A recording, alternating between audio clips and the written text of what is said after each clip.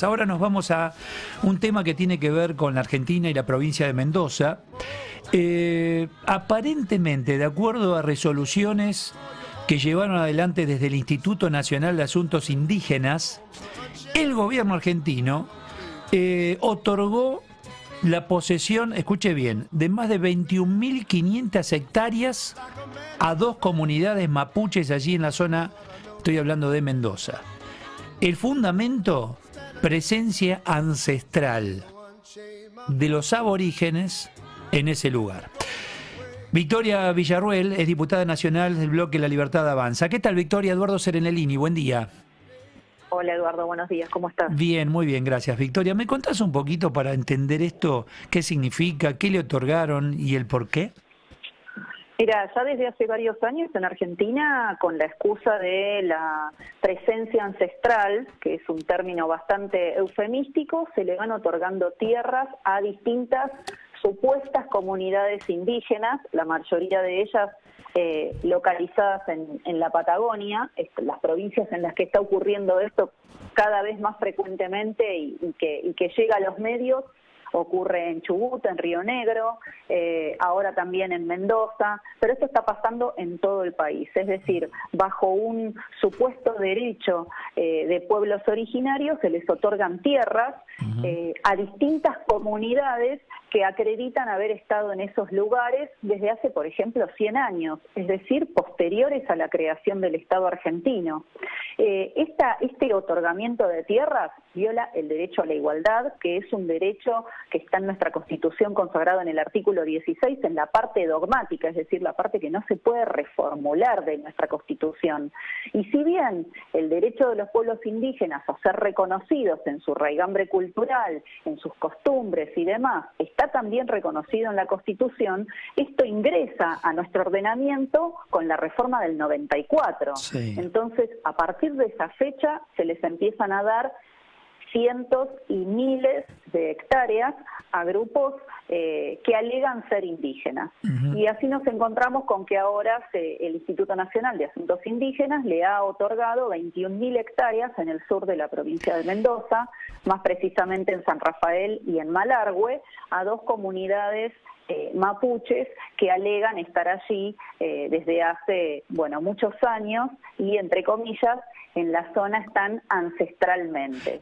A ver, Victoria, vos sabés, tenemos el mapuche y el pseudo mapuche, o el trucho y el violento, en relación a lo que ocurre en el sur. En este caso, ¿qué se sabe de esta comunidad o estas dos comunidades mapuches allí en la provincia de Mendoza? Mira, cada comunidad, sea mapuche verdadera, no mapuche, sí, o de la etnia indígena que vos quieras, tiene que registrarse en el registro del Instituto Nacional de Asuntos Indígenas. Allí tiene que hacer una carpeta en la cual tiene que demostrar su condición de pueblo ancestral y debe hacerse un estudio sociológico y antropológico de la existencia y de la pertenencia de esa gente a una determinada porción de tierra. Esto supuestamente se debiera haber terminado hace muchísimos años, el relevamiento de cada una de estas comunidades. ¿Qué ha pasado? Esto está consagrado, está bajo el paraguas de una ley que ha sido prorrogada ya en 4 oportunidades por el Congreso de la Nación. La última fue prorrogada en el 2021, yo no estaba en el Congreso en ese momento, y fue prorrogada por unanimidad.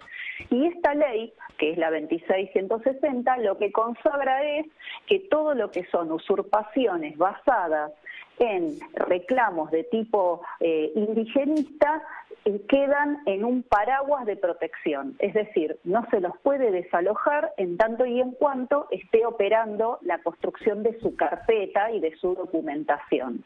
Bueno, con esa situación en la cual las usurpaciones quedan como protegidas y no se los puede desalojar, han surgido infinidad de comunidades en los últimos 16 años, infinidad.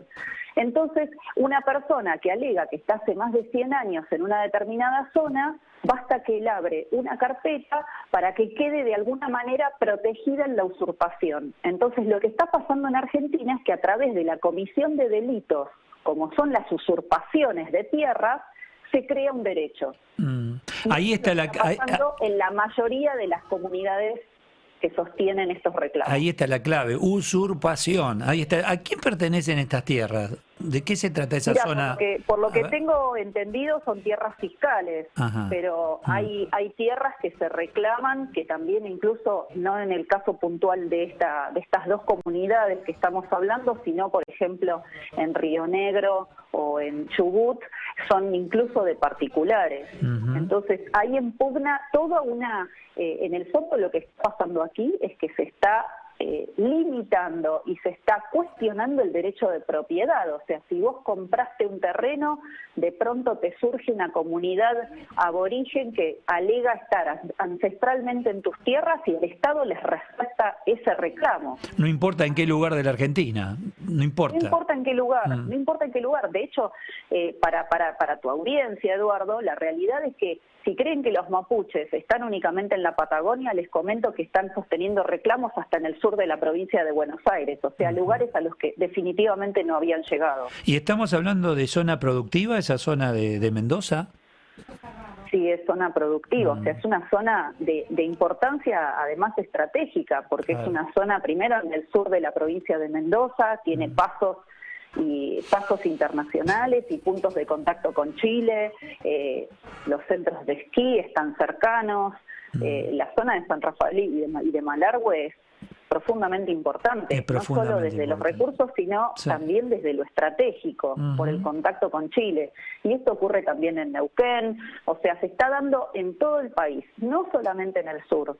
En el norte también hay determinadas comunidades aborígenes que alegan estar en presencia desde hace mucho tiempo, por ejemplo, los valles calchaquíes, que es la zona productiva más rica del norte argentino.